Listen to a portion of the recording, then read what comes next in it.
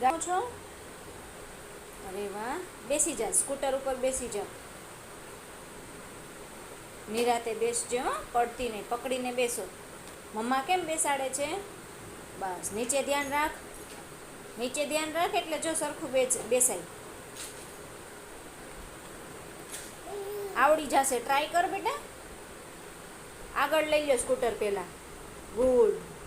ચલો હવે પકડીને બેસી જા. થોડું નજીક લઈ લે, યા તો તું નજીક વહી જા. વાવ, સરસ. ચાલ હવે બેસ. થોડીક નજીક વહી જા ઓલી બાજુ.